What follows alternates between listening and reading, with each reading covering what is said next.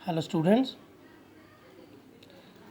आज के इस लेक्चर में हमने आपके लिए जिस टॉपिक को चुना है वो हमने लिया है क्लास 8 सब्जेक्ट सोशल साइंस है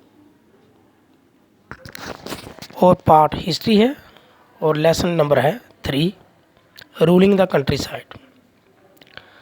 ruling the country side mean होता है ग्रामीण इलाकों में हुकूमत करना। तो डियर स्टूडेंट, चूँकि ये लेसन ब्रिटिशर्स के बारे में है, जो ब्रिटिश लोग हिंदुस्तान में आए थे जिन्होंने यहाँ पर कम से कम 150 साल हुकूमत की थी, तो वो एज ए कंपनी के तौर पर आए थे। उन्होंने यहाँ पर एक कंपनी खोली थी। उनका जो मकसद था वो था यहाँ पर तिजारत करना। तिजारत के बाद उन्होंने कैसे धीरे धीरे हिंदुस्तान के पहले शहरी इलाकों में अपनी हुकूमत बनाई, अपना रूल किया और बाद में उन्होंने पूरी कंट्री साइड में ग्रामीण इलाकों की तरफ भी उन्होंने रुख किया था। अब इस लेसन में हम पढ़ेंगे रूलिंग द कंट्री साइड के ग्रामीण इलाकों में उन्होंने किस तरह अपनी हुकूमत की थी। Let's begin. The company became the diwan. जो कंपनी थी वो दीवान, एज ए दीवान की उसको पावर मिल गई थी। कहने का मतलब है कि दीवानी एक ऐसा राइट है जब ये किसी ऑर्गेनाइजेशन या किसी ऑफिशियल को मिल जाता है, किसी अफसर को मिलता है, तो उसको ये हक होता है कि वो वहाँ के जिस एरिया की उसको दीवानी, उसको राइट मिल जाता है, जिस एरिया का उसको ये दीवानी मिल जाए वहाँ का वो रेवेन्यू इकट्ठा कर सकता है और वहाँ का एडमिनिस्ट्रेशन भी चला सकता है। 12 अगस्त 1765 में Mughal emperor appointed the East India Company as the Diwan of Bengal. 12 अगस्त 1765 में जो मुगल एम्परर था उसने ईस्ट इंडिया कंपनी को दीवान ऑफ बंगाल बना दिया था। तो इस इवेंट में the actual event most probably took place in Robert Clive. ये जो इवेंट आपको दिखाया जा रहा है कि ये रॉबर्ट क्लाइव का टेंट है, यहाँ पर फ्यू इंग्लिशमैन हैं और कुछ हिंदुस्तान है एज ए विटनेस जब उसको दीवानी का राइट मिल रहा है। बट अगर हम पेंटिंग में देखेंगे तो इसमें दिख रहा है कि एक बहुत बड़ा जश्न किया जा रहा है, टेकिंग प्लेस ए ग्रैंड, एक अच्छी सेटिंग है। The painter was commission by Robert Clive to record. ये इसलिए किया था क्योंकि जो पेंटर को कहा गया था कि इसको ऐसे तस्वीर में डाला जाए कि जो रॉबर्ट क्लाइव था उसकी लाइफ में ये रिकॉर्ड रहे। वो देखना चाहता था कि मैंने ऐसा किया था। The grant of Deewani clearly was but, और जो ग्रांट ऑफ दीवानी था ये बरतानिया की हिंदुस्तान पर एक क्या थी, ब्रिटिश क्या थी, एक शाप थी, यानी कि उनकी जीत की एक शाप थी। As diwan the company became the chief financial administration of the territory under its control. No it had to think administrate the land and organizing its revenue. This had to be done in a way that could yield the enough and meet the revenue of expenses of the government growing expenses of the company. दीवानी का हक मिलने के साथ ही जो company became the chief financial, company क्या बन गई, कंपनी का जो हेड थे वो चीफ फाइनेंशियल एडमिनिस्ट्रेशन बन गए, यानी कि फाइनेंस पर अब उनका पूरा हक था, फाइनेंस को वो कैसे चला सकते थे।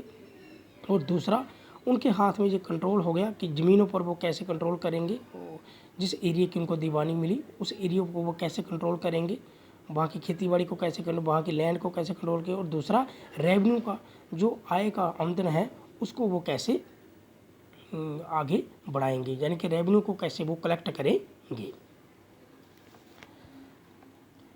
Revenue for the company. अब कंपनी के लिए जो रेवेन्यू था, जो पैसा था, कर था, वो कहाँ से आता है, रेवेन्यू होता है टैक्स जो होता है साल भर का।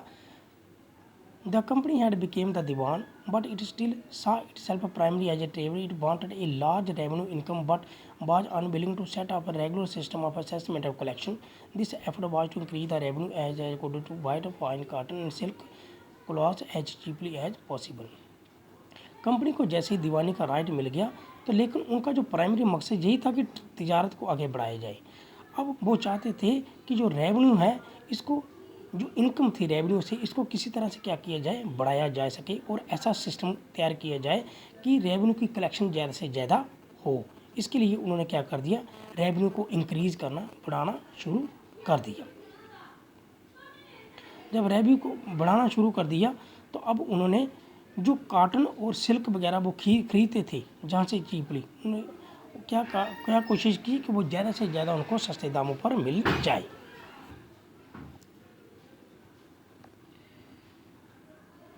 Within 5 years, the value of goods brought by the company in Bengal doubled. 5 साल में ही जो कंपनी ने जो गुड्स थी, जो चीज़ें थी, उनकी जो वैल्यू वो क्या कर दी, डबल कर दी। Before 1865 the company had purchased goods in India by importing gold and silver from the Britain.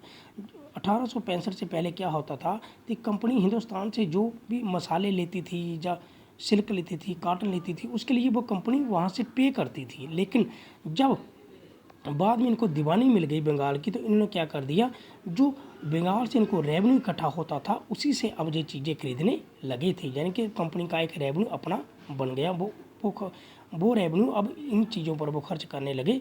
Soon it was clear that Bengal economy was facing a deep crisis. Artisans was distracting village since they being force to sell their good on company to low price.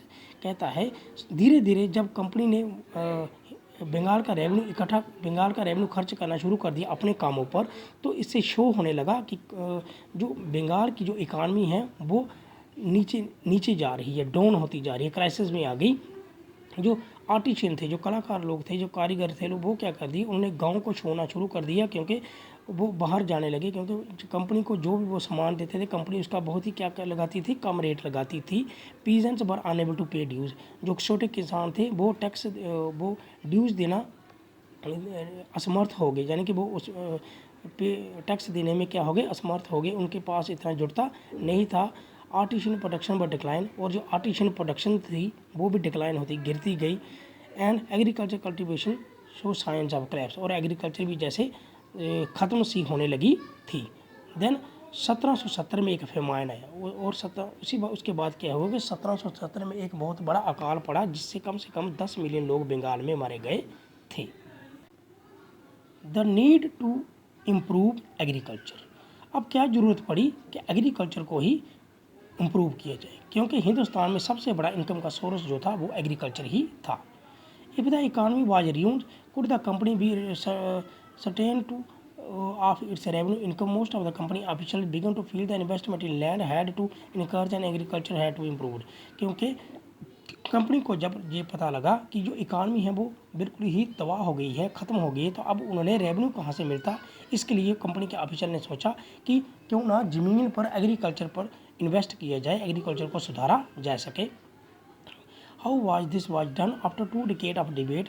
कहता है 10 साल की debate के बाद, meetings के बाद, कि company ने एक ऐसा company introduced the final permanent settlement. Company ने परमानेंट सेटलमेंट लाई 1793 में। किसके लिए? To improve the agriculture. Permanent settlement लाई। By the term of the settlement the rajas and तुगलक तालुकदार वर रिकोगनाइज्ड एज जमीन। जो राजा थे वहाँ के एरिया के, अलग अलग राजाओं के एरियाज़ के, और तालुकदार थे, उनको जमींदार बना दिया। देवर आस्क्ड, उनको कहा गया कि आपने किसानों से रेवेन्यू इकट्ठा करना है, रेंट इकट्ठा करना है, और फिर वो कंपनी को देना है। द अमाउंट वाज पेड व फिक्स परमानेंटली। जो अमाउंट था रेवेन्यू का, टैक्स का, वो परमानेंटली फिक्स कर दिया गया। That it would be not increase in future, और ये भी कहा गया कि इसको दोबारा फ्यूचर में बढ़ाया जाएगा नहीं। It was felt that there would increase regular flow of into the company officer at the same at this time encourage the Jamaica to invest in improving the land, since the revenue demand of the state would not increase, the जमींदार would benefit the increased production of the land। और जमींदारों को कहा गया कि आपने जो खर्च करना है, आपको उसका एक खर्च करने का एक हिस्सा दिया जाएगा, जो कि आपने किस पर खर्च करना है, आपने ज़मीन की इम्प्रूवमेंट, एग्रीकल्चर को इम्प्रूवमेंट करने में खर्च करना है। द प्रॉब्लम, लेकिन इसमें एक प्रॉब्लम आ गई। द प्रॉब्लम ये थी, permanent settlement how created problem. Company official soon discovered that the zamindar were in fact not investing the improvement. जो परमानेंट सेटलमेंट में जो प्रॉब्लम आई, उससे ये पता चला कंपनी ऑफिशियल को कि जो जमींदार थे वो असल में लैंड की जो इम्प्रूवमेंट करनी थी ज़मीन की, उसमें वो इन्वेस्ट नहीं कर पा रहे थे। The revenue had been fixed so high, क्योंकि रेवेन्यू इतना हाई था कि ज़मींदार चुका नहीं पा रहे थे, और अगर कुछ ज़मींदार चुकाने में फेल हो जाते तो उनको अपनी ज़मींदारी खोनी पड़ती थी, और फिर उस ज़मींदारी की ऑक्शन लगाई जाती थी, यानी कि उसकी बोली लगाई जाती थी। By the first decade of the 19th century, the situation changed. The price in the market rose and cultivation slowly expanded. This meant to increase the income of the जमींदार but gain far. लेकिन 19th century की first decade में क्या किया, थोड़ा सा बदलाव लाया उन्होंने कि जो चीज़ों को प्राइस था उसको बढ़ाने की कोशिश की, जिससे क्या हुआ, कल्टीवेशन को आगे बढ़ने में मोहलत मिलेगी। क्योंकि जो फसल पर क्या लगा दिया, रेट ज़्यादा लगाया, इससे क्या होगा कि फसल ज़्यादा उगाएंगे लोग जमीन, लेकिन जो खर्च था इस पर वो ज़मींदारों को दिया जाएगा, जो इस पर जो मुनाफा होगा ज़मींदारों को दिया जाएगा, ताकि वो क्या कर सकें, जमीन लैंड को, एग्रीकल्चर को इम्प्रूवमेंट करने में उसको इन्वेस्ट कर सकें।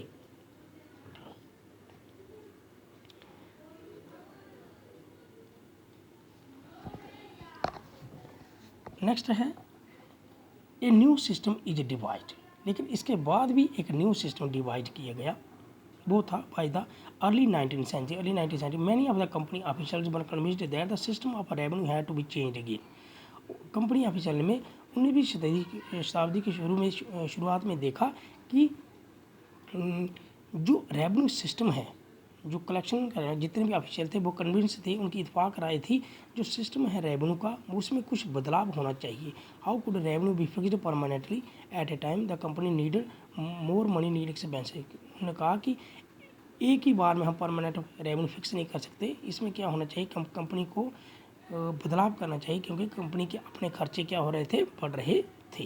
इन the north and west provinces of Bengal presidency most of the area is Uttar Pradesh English man called Holt Mackenzie devise the new system come into effect 1822 में एक नया सिस्टम आया। He felt that the village were an important social institution in north India need to be preserved under the direction collector would went to the village. अब उन्होंने गांव की तरफ रुख किया कि विलेज से, गांव से हमें कुछ ज़्यादा रेवेन्यू मिलेगा। इसके लिए उन्होंने कलेक्टर्स को गांव में भेजा। जो कलेक्टर थे उनको कहा कि आप इंस्पेक्ट द लैंड को इंस्पेक्ट करो, उसको मेजरिंग करो, रिकॉर्ड रखो, और राइट ऑफ डिफरेंट ग्रुप, जो और गांव में कौन कौन से ग्रुप रहते हैं उनके बारे में पूरा रिकॉर्ड रखो। The estimate revenue of each plot within village was added to calculate the revenue of the. अब हर एक जो क्या था कलेक्टर था उसको ये अधिकार दिया गया था कि वो अपने एरिए से हमें इतना रेवेन्यू देगा। That each village mean Mahal had to पे, अपने गाँव अपने एरिए से वो हमें इतना रेवेन्यू देगा, और फिक्स्ड करके कि उसको इतनी ज़मीन है, उस किसान को इतनी ज़मीन है, इतना उसको क्या होती है, फसल होती है, उसके मुताबिक। not permanently fixed. The charge of collecting the revenue by paying to the company was given to the village headman rather than the जमींदार। अब यहाँ पर क्या किया गया कि जो पहले चार्ज जो दिया था गया था जमींदारों को, यहाँ पर जमींदारों को चार्ज नहीं दिया गया, जहाँ पर दिया गया हेडमैन को, और हेडमैन का जो हेड था वो था डिप्टी कलेक्टर। अब डिप्टी कलेक्टर इन सब से, डिप्टी कलेक्टर रिकॉर्ड रखता था पहले, बाद में इनको हेडमैन, गांव का जो हेडमैन था उसको कहा जाता था कि आप गांव से हमें इतना रेवेन्यू लाकर दे दो, क्योंकि उसको पूरा रिकॉर्ड सौंप दिया था कि किसके पास कितनी ज़मीन है, कितनी उस पर फसल होती है। द मुनरो सिस्टम, एक नया सिस्टम आया, the Munro system. In the British territory in the south there was a move away from the idea of the permanent settlement. The settlement was known as the Malbari, Rohitbari. It was tried to small scale on the Alexander, certain Alexander Reed in some of the areas that were company by the company after the wars that with the Tipu Sultan. South में भी एक उन्होंने नया system अपनाया हिंदुस्तान के south area में, जिसको नाम दिया गया ryotwari system. Ryotwari, it was tried a small scale Alexander subsequently developed the Thomas Munro. This system was gradually extended all over South India. और ये जो थॉमस मुनरो सिस्टम था, इसका मुनरो सिस्टम इसलिए नाम डाला गया क्योंकि ये थॉमस मुनरो के नाम से था। थॉमस मुनरो इसका हेड था, उसके नाम पर यह सिस्टम चलाया गया था, और ये साउथ के हर एक गांव में चलाया गया था। Read and Munro felt the south were no traditional zamindar, क्योंकि साउथ में उस वक्त कोई ट्रेडिशनल जमींदार नहीं था। The settlement are that had to direct and cultivated right title the land for. रोहित होते हैं जो किसान थे, उनसे डायरेक्टली क्या लिया जाता था, डायरेक्टली उनसे रेवेन्यू लिया जाए, ना कि कोई विलेज हेडमैन था, ना कोई ज़मींदार था, क्योंकि वहाँ पर कोई ज़मींदार सिस्टम नहीं था, वहाँ से डायरेक्टली लिया जाएगा।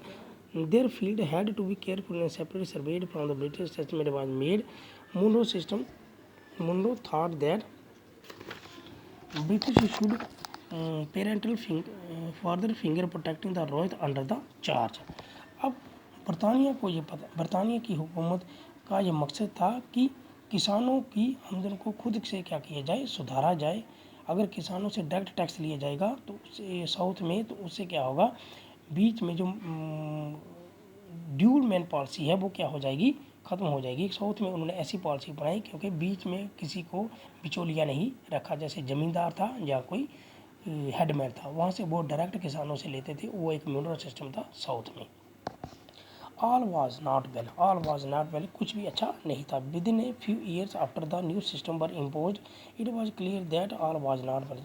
जितने भी नए सिस्टम थे, इससे पता चलता था कि कुछ भी अच्छा नहीं हो रहा है। Driven by the desire to increase the income from the land, उनका जो मकसद यही था कि increase the income from land, से किसी तरह इनकम को बढ़ाया जा सके। Revenue official fixed to high, और रेवेन्यू ऑफिशियल इतना रेवेन्यू हाई कर देते थे, इतनी उनकी डिमांड बढ़ाई थी उन्होंने कि किसान चुका नहीं पाते थे।